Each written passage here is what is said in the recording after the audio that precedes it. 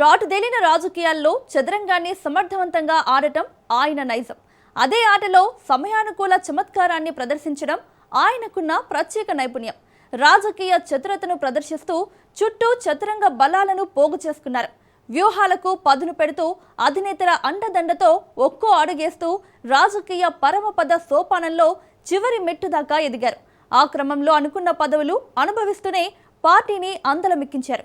మహానేత కోటను బద్దలు కొట్టడంలో కృతకృత్యులయ్యారు. సతీమణితో రాజకీయ అరంగేట్రం చేయించి శాసనసభ్యత్వాన్ని సాధించుకున్నారు. ఇప్పుడు తాజాగా కొడుకును రాజకీయంగా ప్రమోట్ చేసుకునే దిశగా అడుగులు వేస్తున్నట్టుగా వినికిడి. ఆ రెడ్డి గారి రాజకీయ ఎత్తులు పై ఎత్తుల్లో ఎంతో మంది పావులుగా మారినా చిత్తయింది మాత్రం ప్రత్యర్థి పార్టీ నేతలే. వచ్చే స్థానిక సమరంలో ముఖ్యంగా జిల్లాల్లో ఉన్న ఒకే ఒక్క కార్పొరేషన్లో ఆ రెడ్డప్ప ఏం చేయబోతున్నారు? ప్రత్యర్థి పార్టీకి ఎలాంటి షాక్ ఇవ్వబోతున్నారు? Let's watch.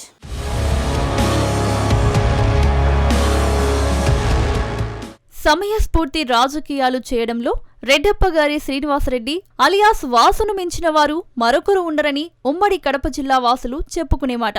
టీడీపీ రాజకీయాల్లో ఒక్కో మెట్టు ఎదుగుతూ వచ్చిన ఆయన 2024 ఎన్నికల్లో తానేంటో నిరూపించుకున్నారు. ఉమ్మడి జిల్లాలో మొత్తం 10 స్థానాల్లో 5 చోట్ల టీడీపీ జెండాను ఎగరేయించారు. మరో 2 చోట్ల బీజేపీ జనసేన గెలుపుతో భాగస్వాములయ్యారు. అంటే మొత్తంగా 10ంట 7 స్థానాలైనట్టు లెక్క. ఇవన్నీ ఓ ఎత్తైతే టీడీపీ నుంచి సతీమణి మాధవిరెడ్డిని ఎమ్మెల్యేగా గెలిపించుకున్నారు. ఆ తర్వాత మరో అడుగు ముందుకేసి అలవాటైన రాజకీయ చదరంగాన్ని రక్తి కట్టించారు.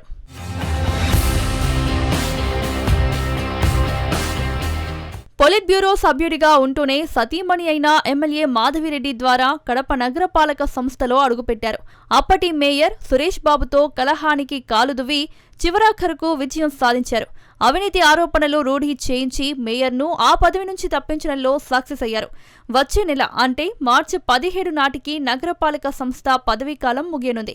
ఆ సమయం కోసమే ఎదురు చూస్తున్న రెడ్డప్ప గారి దంపతులు కార్పొరేషన్ పరిధిలో అసలు రాజకీయాలకు తెరలేపారు. మేయర్ స్థానాన్ని ఎలాగైనా సొంతం చేసుకునేందుకు ఇప్పుడు ప్రత్యేకమైన దృష్టి పెట్టారని సమాచారం. ఇదే అంశాన్ని ఆ దంపతుల అనుచరగణం కూడా బలపరుస్తుండటం విశేషం.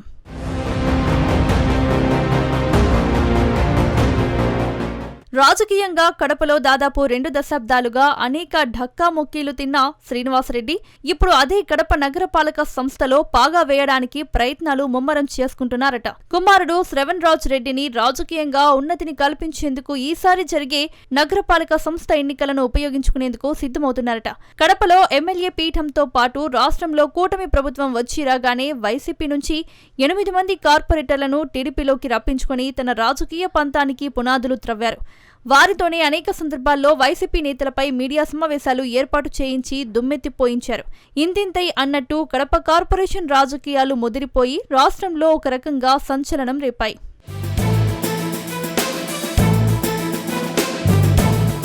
ఇదే క్రమంలో ప్రస్తుత నగరపాలక సంస్థ కాలపరిమితి తీరడానికి 20 రోజులు మాత్రమే గడువుంది. స్థానిక సమరానికి కౌంట్ డౌన్ మొదలు కావడంతో మాజీ సీఎం జగన్ సొంత జిల్లా కడపలో ముందస్తు హడావిడి మొదలైంది.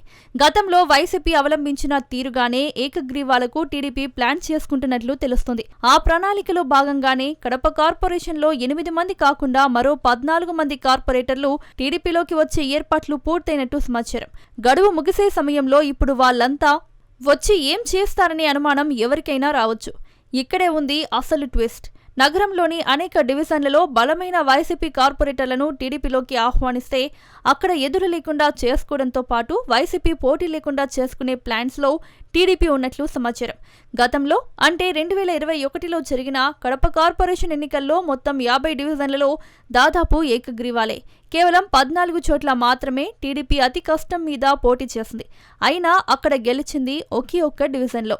ఆ ఒక్క సభ్యురాలు మాత్రమే టీడీపీ నుంచి 5 ఏళ్లు కౌన్సిల్లో ఉండిపోయారు.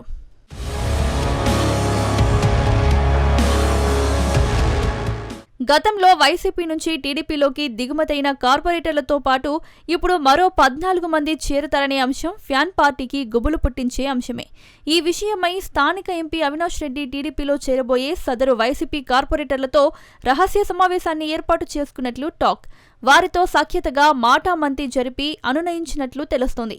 జగన్ సొంత జిల్లాలోనే ఇలాంటి పరిస్థితులు ఎదురైతే ఈ వైనం రాష్ట్రంలోని మిగతా ప్రాంతాలపై ప్రభావితం చేసే అవకాశం ఉందని చెప్పినట్లు తెలుస్తోంది. ఇలా రెడ్డప్ప గారి దంపతులు గెలుపు గుర్రాలతో పాటు డివిజన్లలో పోటీ లేకుండా చేసుకునేందుకు చాన్నాళ్ల నుంచే దృష్టి పెట్టారనిపిస్తోంది.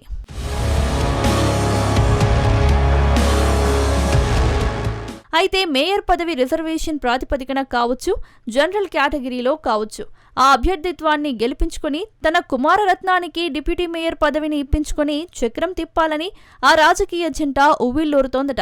కట్టె విరగకుండా పాము చావకుండా అన్నట్టుగా కడప రాజకీయాల్ని ఇప్పటికే ఒడిసి పట్టుకున్న ఎమ్మెల్యే దంపతులు కొత్తగా ప్రదర్శిస్తున్న రాజకీయ వ్యూహమిది. ఇక ఈ పద్మ వ్యూహంలో విజయం అంటారా? అది అందరికీ తెలిసొచ్చిన సత్యమే. ఎందుకంటే ఇటీవల జగన్ సొంత నియోజకవర్గం పులివెందుల జెడ్పీటీసీ ఉప ఎన్నిక ఫలితం ఎగురుకుంటూ వచ్చి టీడీపీ చంకనెక్కడం అద్భుతమైన విషయంగా చెప్పుకోవచ్చు. ఇలాంటి పరిస్థితుల్లో స్థానిక ఎన్నికల ఫలితాలు ఏ ప్రభుత్వం అధికారంలో ఉంటే ఆ పార్టీలకే వశమైపోవడం సాధారణమైన అంశమే. కాకపోతే జగన్ వంటి బలమైన నేత జిల్లాలో ఫలితాలు తారుమారు కావడం అంటే అది కాస్త ఆలోచించదగ్గ పరిణామమే.